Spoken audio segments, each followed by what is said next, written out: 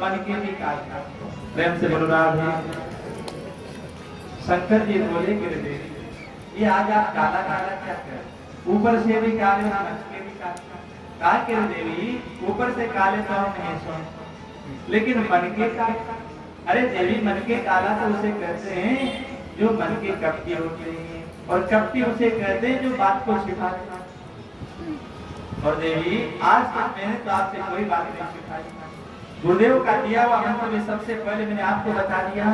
अरे रोज जिन जिन भगवान की लीलाओं का दर्शन ध्यान समाधि में करता हूँ, सायंकाल आकर के आपको वर्णन कर देता हूँ, फिर भी आज आप मुझे कपटी कर रही है।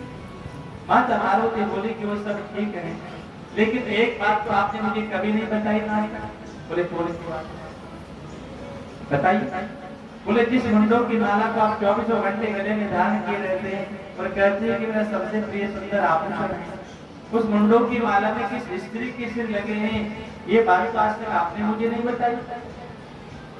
भगवान शिव बोले कि हे राम कहा के रे देवी, तो आप इतनी सी बात को लेकर के नाराज हुई। शंकर जी कहते हैं कि रे देवी हम आपसे कितना स्नेह करते हैं, कितना प्रेम करते हैं, इसका वास्तव में एक प्रमाण मेरे पास कोई है ना, ये मुंडों की माला है। बोले कैसे? शंकर जी बोले इस मुंडों की माला में आपके तो सिर लगे हैं। अरे जब भी आप लीला की सिद्धि के लिए देह परिवर्तन करती हो तो आपके बिना मैं कैसे रह सकता हूँ देवी? आप तो मेरी शक्ति हो, और आपके सर को लेकर के माला में जोड़ लेता हूँ। और देखो आपने इतनी बार मेरे जीवन में देह परिवर्तन, अब बताओ कितना स्नेह करते, कितना प्रेम करते। सज्जनों माता पार्वती बोली तो क्या हाथ प्रेम करते हो जो स्वयं तो अजर अमर बने हो, और मुझे बार बार करना पड़ता है। पार्वती जी कहती हैं यदि वास्तव में आप मुझसे सच्चा प्रेम करते तो वो औषधि मुझे भी खिला देते, वो दवा मुझे भी खिला देते, जिससे आप अजर अमर बने हुए थे, तो मैं भी आपकी तरह अजर अमर हो जाता। भगवान शिव बोले कि देवी ऐसा कुछ नहीं है, आप ही अजर अमर हो, लेकिन लीला की सिद्धि के लिए ऐसा करना। लेकिन मैं जो अजर अमर बना हूँ उसके पीछे तो एक कारण है। बोले क्या?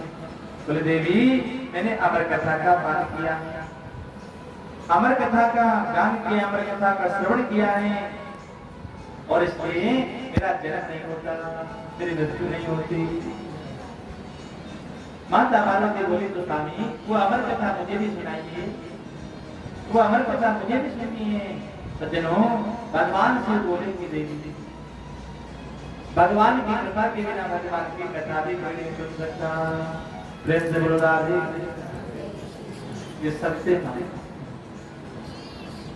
लोग कहते हैं ना तो आते ही नहीं, कथा में जाते हैं, मंदिर में नहीं जाते हैं, जाए कैसे? भगवान जाते हैं, प्रभु आने ही नहीं। क्या भगवान की कृपा के बिना भगवान की कथा भी कोई नहीं सुन सकता। प्रेम से बोलो राधे कृष्ण। कैसे? आपको मैं आपके सांसारिक तरीके से देहात के साथ समझाऊं तो सुनाऊं।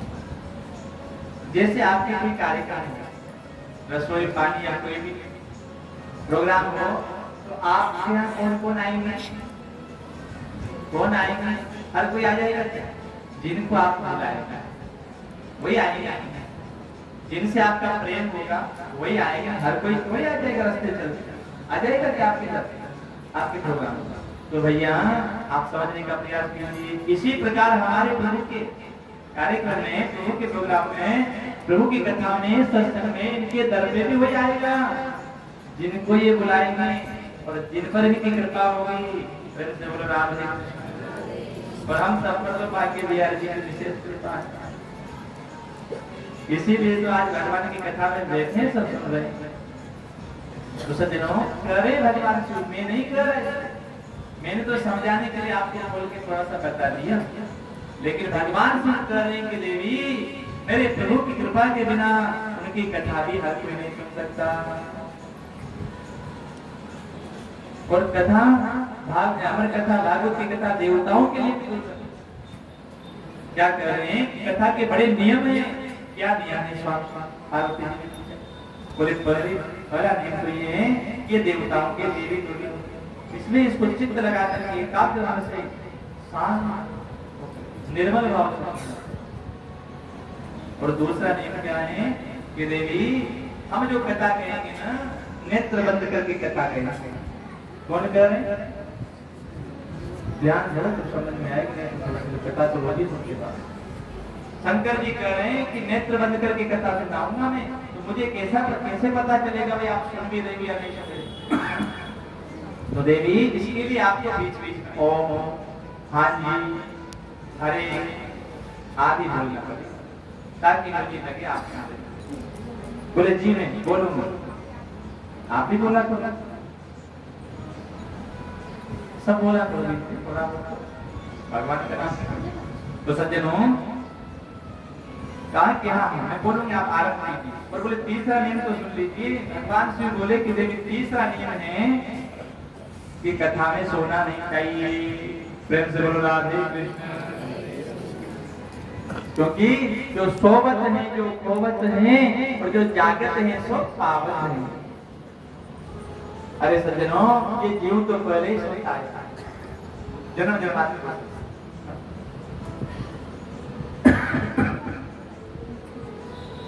कथा में सोना नहीं चाहिए। अरे रात में सोने से जब बंदा बजे तो कथा में जब की लेने देता होता। तो कह रहे हैं कि देवी कथा में सोना नहीं चाहिए। प्रेम से बोलो राधे कृष्ण। बोले हाँ हाँ मैं ध्यान रखूंगी, आप आरंभ कीजिए। सज्जनों व्यास मित्र भगवान शिव विराजे में श्रोता के रूप में माता पार्वती हाथ जोड़ करके बैठ गई। लेकिन ठीक व्यास नदी के पीछे तोते का फूटा हुआ था। सज्जनों जैसे प्रथम दिन की कथा आरंभ हुई, बड़े भाव से श्रद्धा से प्रेम से माता पार्वती ओम हाँ जी हरे आदि कह करके सुन रही थी। और भगवान शिव सुना रहे हैं। प्रथम दिन की कथा पूर्ण हुई ना, तो मालूम है क्या हो, पीछे जो तोते का फूटा हुआ अंडा पड़ा था ना वो साबुत हो गया। मानो कथा का चैतन्य रूप उसमें प्रकट हो गया। और द्वितीय दिन की कथा में समझ वो अंडा विकलित हो गया, उसमें से नन्हा सा जीव प्रकट हो गया। अब तो वो नन्हा सा जीव भी भगवान की कथा सुनने लगा। और तृतीय दिन से तो बड़े आनंद की कथा शुरू हो जाती है। अब तो वो नन्हा सा जीव भी मन ही मन आनंद होकर के माता पार्वती के संग शिव जी के मुखार से भगवान की कथा सुनने लगा। और चौथे दिन से तो रघुवीर की कथा शुरू हो जाती है। सज्जनों अब तो उसके नन्हे नन्हे पंख निकल आए छोटे छोटे। अब तो उछल उछल करके झूम झूम करके नाच नाच करके भगवान की कथा। अब ऐसे कथा चलते चलते जब 6 दिन बीत गए, तो 6 दिन बीत गए तो सज्जनों कथा के प्रभाव में भगवान शिव माता पार्वती से बोले। मधुर मधुर लीलाओं का वर्णन भगवान शिव कर रहे थे। तो बोले कि देवी श्री कृष्ण की लीला संपन्न होने को आई और भगवान श्री कृष्ण जो स्वधाम जाने लगे थे, तो न जाने कैसे का उद्धव जी महाराज को पता चला। और उद्धव जी महाराज दौड़े दौड़े आए भगवान श्री कृष्ण के चरणों से मिले और बोले कि हे बोले आप हमें छोड़ करके चले जाएंगे, आगे चल के जुग आ रहे हैं, आपके दर्शन कला करने कैसे, आपकी सेवा कला करने कैसे, हमें छोड़ करके न जाइए क्या बोले। तो भगवान कृष्ण उद्धव जी से बोले अरे तुम कैसी बातें, अरे मैं कहीं नहीं जाने वाला, अरे लोगों को दिख जाता हूँ